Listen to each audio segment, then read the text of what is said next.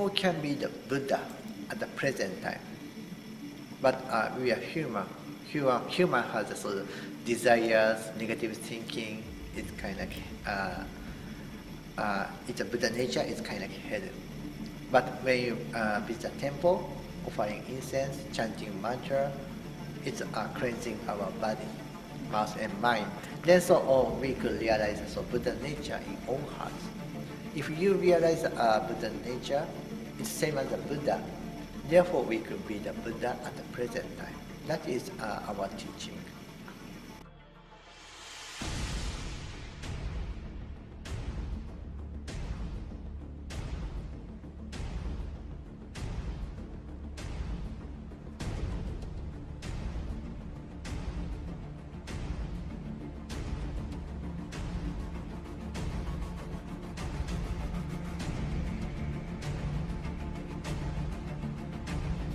The Chinese tended to kind of isolate themselves anyway, mostly in cities, whereas the Japanese were very big in agriculture.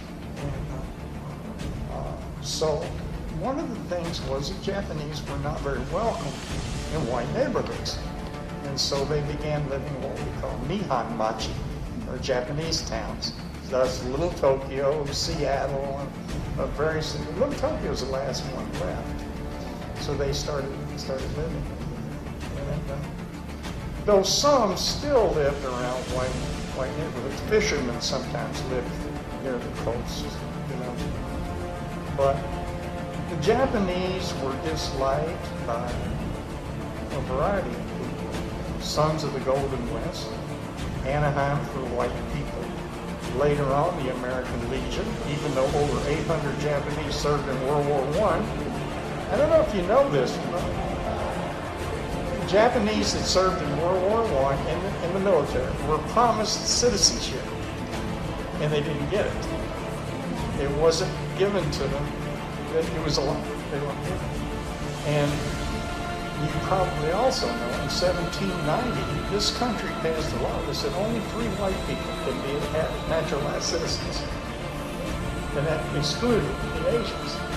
And then in 1873, after the Civil War, they amended this and said only 3 white people and African Americans can be citizens. So the Japanese immigrant, the first immigration, the Issei, were not allowed citizenship. And I don't know if you think much about what it means not to be allowed to be a citizen. You say, so what? But because of the Japanese success in the farming, by 1912, the Japanese owned over 500,000 acres of land in California. FDR was in his 3rd term as president when the war began. He had guided the nation through the Great Depression. No president was ever more powerful. On February 19, 1942, FDR signed Executive Order 9066. 9066 put the Secretary of War and his commanders in charge of deciding where the military zones would be and who should be removed. It gave the military power over the Attorney General to make these decisions without any hearings or due process. This was unprecedented power for a president, even for FDR. He asked Congress to support Executive Order 9066, and it did. Congress followed that with Public Law 503, which then gave it power. The laws did not specifically name any race or ethnic group, but allowed the military to impose restrictions on anyone it deemed a threat. But everyone knew who would be targeted. Military areas were created, and at first, curfews and other restrictions were imposed on everyone of Japanese descent. When the evacuation began on March 22, 1942, newsreels announced its start with a tone wavering between fear and contempt.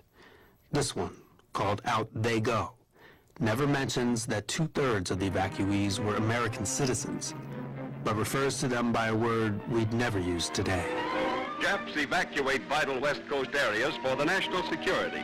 At Los Angeles, 36,000 Japs see the handwriting on the wall and sell out their goods before their voluntary departure. Evacuation wasn't voluntary, it was the law. And before it even began, came mayhem, theft, and loss. People were only allowed to take to the camps what they could carry on their backs. They had to make arrangements to store or get rid of everything else they owned on short notice. The lucky ones got 2 weeks, some only a few days. Most Japanese Americans had to leave their properties behind. There's lots of incidents when, they were cheated or they weren't given full value for their property. There were a lot of fire sales that happened, so they had tremendous losses. A congressional report 40 years later detailed some of the loss. One proprietor had to sell her 26-room hotel for only $500. Refrigerators were extorted for $5 or less. One man poured gasoline on his house, determined to burn it down rather than leave it behind. His wife stopped him, saying, "We are civilized people, not savages." Empty streets and vacated stores stand in shadow. And in the country, the same story, abandoned farms. All they had left were suitcases, sheets, and blankets. 120,000 people, babies, and the elderly. They were searched, some were even tagged. No one knew if they were going to be deported or how long they would be in prison because there were no trials, no hearings, and there was no due process to inform them. They didn't know what the intention of their government was toward them, and they didn't know what the future held. Evacuation took almost 18 months. 8,000 actually moved east to parts of the country outside of the military areas to avoid internment. The whole thing took place in stages. First, evacuees were taken by buses, cattle trucks, and trains to nearby assembly centers where they would be checked in for a few weeks before being shipped out to the more permanent internment.